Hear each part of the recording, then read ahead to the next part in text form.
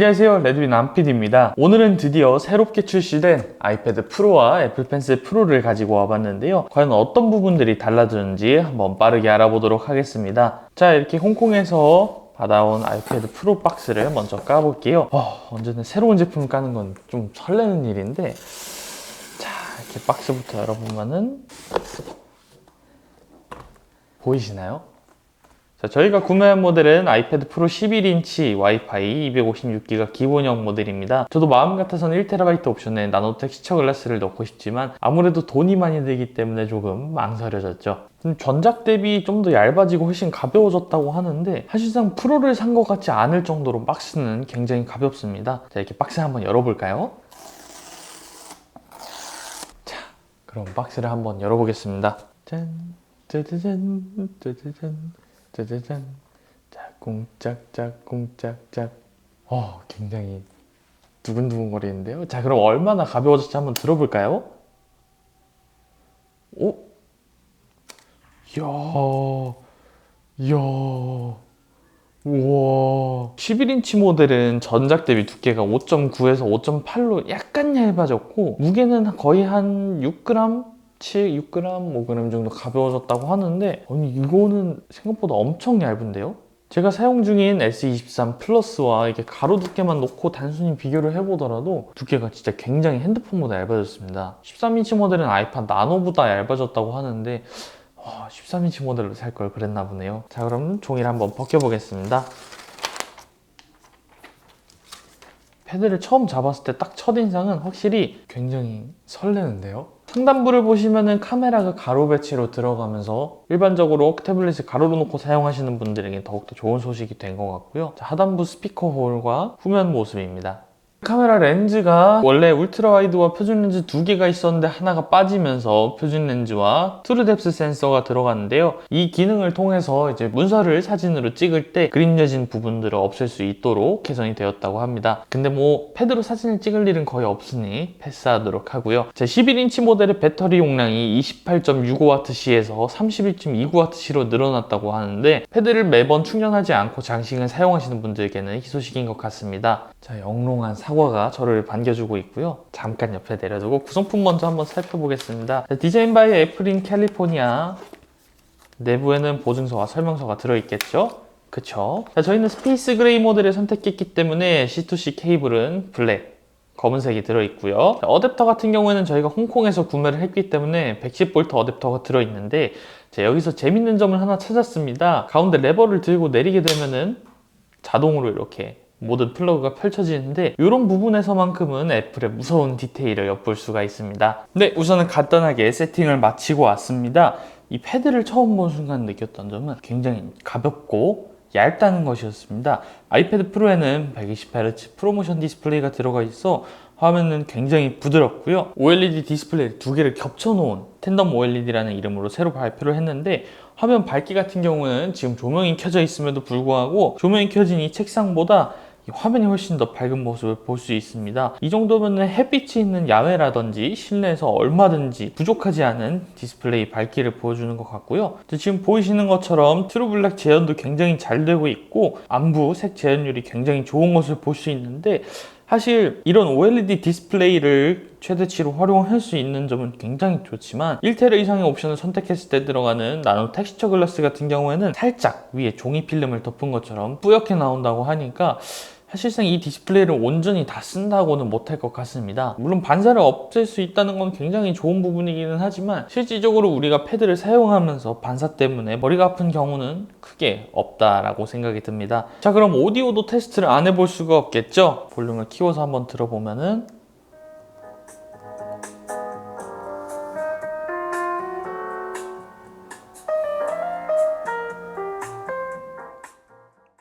스피커 또한 굉장히 맑은 사운드들을 내뿜어주고 있는데 이전 세대의 아이패드 프로를 사용해 본 적은 없지만 맥북 프로와 굉장히 유사한 사운드를 내뿜어주고 있고요. 실제로 패드로 넷플릭스나 유튜브를 시청하시는 분들이 많은데 그런 분들에게는 정말 완벽한 사운드 품질을 보여주고 있는 것 같습니다. 자, 패드 리뷰에 대한 부분은 많은 분들이 영상으로 제작해 주셨기 때문에 짧게 넘어가도록 하고요. 자, 대망의 애플 펜슬, 이번에 새로운 애플 펜슬 3세대가 아닌 애플 펜슬 프로라는 이름을 달고 나올 정도로 굉장히 굉장히 엄청난 이목을 끌었는데요. 자, 여러분들이 많이 궁금해하셨을 애플 펜슬 프로에 대해서 지금부터 한번 알아보도록 하겠습니다. 박스는 굉장히 심플하게 생겼는데 후면부에 보게 되면은 아이패드 프로 M4와 아이패드 에어 M2만 후원이 된다고 하는데 애플 펜슬 프로가 아닌 다른 펜슬을 쓰고 싶다면은 애플 펜슬 USB-C 터치도 필압도 지원이 안 되는 펜슬을 써야 하는데 그럴 바엔 차라리 레드민 펜슬이 훨씬 좋지 않을까 싶습니다. 일단 빠르게 박스부터 열어보도록 하겠습니다.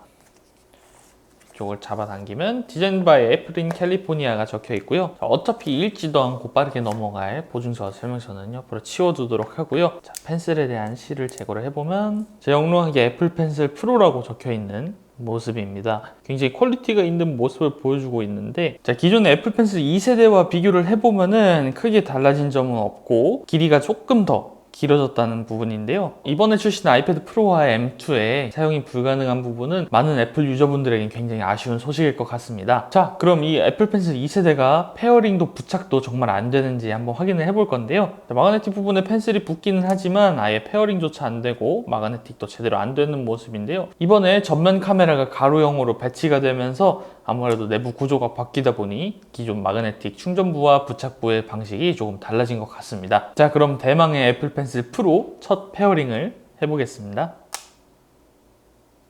자, 펜슬을 부착하자마자 화면에 애플 펜슬 프로 시작하기 문구가 뜨면서 페어링이 되는데요. 자, 블루투스 페어링 리스트에 애플 펜슬 프로가 잘 나타나고 있습니다. 화면을 넘겨봤을 때도 굉장히 부드러운 모습을 보여주고 있습니다. 자, 그리고 펜슬 광고에서 많은 분들이 열광하셨던 부분이죠. 바로 스퀴즈 기능인데요. 꾹 누르게 됐을 때 어떤 기능을 선택할 수 있는지 보여주는데요. 스퀴즈를 한 뒤에 메뉴를 펼치게 되면 굉장히 다양한 메모 툴들이 나오는데 여기서 원하는 대로 글씨를 다 쓸 수가 있습니다. 자, 다음은 대망의 배럴롤인데요. 마커를 선택한 뒤에 호버를 하게 되면 이런 식으로 마커를 칠하게 될지를 보여주는데요. 이 상태에서 원래 기존대로라면 이렇게 길게 써지는 모습이었지만 지금 펜슬을 돌리게 된다면 이런 식으로 원하는 방향에 맞춰서 넓게 칠할 수 있습니다. 그리고 실행 취소 같은 경우에도 터치를 한 후에 밑으로 내리게 되면은 펜의 매 칸마다 햅틱 반응이 오면서 징, 징, 징, 징, 징, 마치 자석처럼 들러붙을 때 햅틱 반응을 보여주고 있는데 여기서 얼마나 뒤로 갈지도 원하는 대로 선택이 가능합니다. 근데 만약 툴을 자주 교체하시는 분들이라면 아무래도 이 스퀴즈를 할 때 물리적인 힘이 들어가다 보니까 살살 눌렀을 때는 적용이 안 되지만 어느 정도 힘을 꽉 쥐어서 눌렀을 때야 비로소 반응이 오는 걸 보면은 툴을 자주 바꾸시는 분들에게는 장시간 사용하게 되면은 손가락에 무리가 좀 많이 올 것 같습니다. 자, 그리고 많은 분들이 궁금해하시는 굿노트와 프로크리에이트의 호환성에 대해서도 한번 알아보도록 하겠습니다. 이번에 광고에서 프로크리에이트의 사장님이 직접 등장하셔서 기능들을 여러 가지 시연을 해주셨는데 굿노트는 나오지 않아서 굿노트를 애용하시는 분들은 많이들 궁금해하셨을 것 같습니다. 자, 지금 굿노트를 한번 보겠습니다. 펜슬 같은 경우에는 너무나도 잘 써지지만 스퀴즈를 했을 때는 실행 취소 기능밖에 없고 두 번 터치를 통해서 지우개로 이동을 해야 됩니다. 이렇게 터치를 했을 때 툴이 바뀌거나 스퀴즈를 했을 때 실행 취소 창이 뜨거나 했을 때는 햅틱 반응이 펜에 오면서 똑딱 하면서 툴이 바뀌었다는 점들을 알려주고요. 스퀴즈를 꾹 쥐었다가 떼는 순간에 진동이 오면서 어떠한 제스처들을 하고 있는지를 알려주고 있습니다. 자, 방금 프로크리에이트 촬영을 준비하면서 찾은 문제점인데요. 바로 스퀴즈 기능이 영상처럼 작동하지 않는다는 것이었습니다. 아무리 열심히 스퀴즈를 해도 영상에 나오는 것처럼 퀵 메뉴는 나오지 않는데 애플 펜슬 프로가 이미 출시되었음에도 불구하고 이런 문제가 있다는 점은 조금은 많이 아쉽지 않나 싶습니다. 스퀴즈 메뉴를 제외하고는 브러쉬, 더블 탭으로 지우개 이 두 가지는 모두 정상적으로 작동을 했고요. 브러쉬를 쓰고 필압도, 틸팅도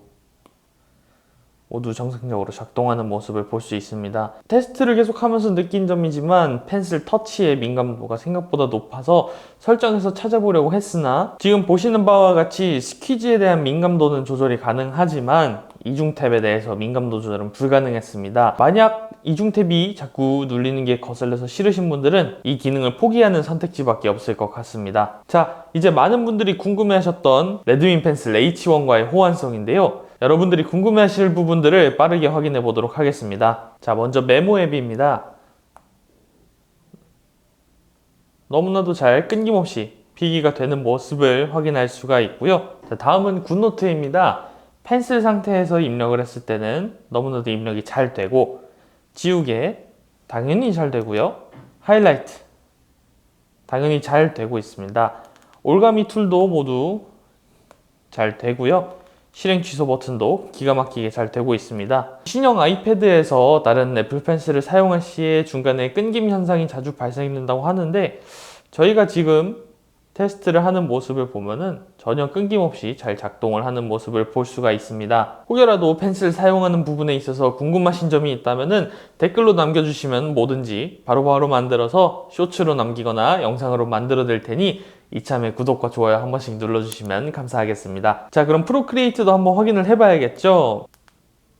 자, 브러쉬입니다. 당연히 잘 작동을 하고 필기도 끊김없이 잘 되면서 틸팅까지도 문제없이 작동을 하고 있습니다. 지우개도 여전히 잘 작동하고요. 상단 버튼 눌러서 컬러 탭 당연히 전환이 잘 되고 있습니다. 하단 더블 클릭을 통해 레이어로 왔다 갔다 할 수도 있고요. 가운데 버튼을 2번 눌러서 실행 취소까지 당연히 가능합니다. 그리고 아직 애플 펜슬에서는 구현되지 않는 기능이죠. 바로 퀵 메뉴도 레드빔 펜슬에서는 바로 띄울 수가 있습니다. 여기서 퀵 메뉴에 관한 꿀팁을 한 가지 알려드리자면은, 지금 이렇게 나와 있는 퀵 메뉴를 있는 그대로 사용하는 것이 아닌 원하는 부분을 꾹 눌러서 프로크리에이트에 있는 모든 기능들을 다 선택이 가능합니다. 그리고 지금 퀵 메뉴 1번이라고 항목이 나와 있는데 여기를 눌러서 다른 메뉴를 선택을 할 수도 있고요. 여기에서도 액션을 원하는 대로 선택이 가능하니 드로잉과 페인팅 할 때 모두 나눠서 원하는 대로 설정할 수 있다는 점은 굉장히 좋은 점 같습니다. 이 좋은 기능을 아직 애플 펜슬 프로에서는 못 쓴다는 게 너무 아쉬운 것 같습니다. 자, 오늘 이렇게 아이패드 프로 11인치와 애플 펜슬 프로 그리고 레드빔 H1과의 호환성까지 모두 확인을 해봤는데요. 개인적으로 아이패드에 대한 만족도는 굉장히 높았으나 생각보다 애플 펜슬 프로에 대해서는 조금 많이 아쉬운 것 같습니다. 배럴롤이나 스퀴즈 기능에서는 굉장한 호응을 받아 마땅하지만 아직까지 앱과의 호환성에 문제가 있는 점들을 보다 보면은 아직 애플 펜슬 프로를 사는 건 시기상조인 것 같습니다. 그에 비해 저희 레드빔 펜슬 H1은 애플 펜슬 1세대를 사용할 수 있는 아이패드부터 최신 기종까지 모두 호환이 되니 약 20만원의 애플 펜슬보다는 훨씬 더 기능적으로는 완벽한 것 같습니다. 현재 와디즈 펀딩이 얼마 남지 않았고 수량조차 얼마 남지 않았기 때문에 얼른 설명란과 고정 댓글에 링크를 확인해 보시면 좋을 것 같습니다. 그리고 굿노트와 프로크리에이트 뿐만 아니라 궁금한 부분들이 많으실 것 같은데요. 댓글로 남겨주시면 쇼츠나 영상으로 만들어서 모두 올려둘 테니 구독과 좋아요 눌러주시고 영상 기다려주시고 많은 댓글 부탁드리겠습니다. 그럼 지금까지 레드빔 안PD였습니다.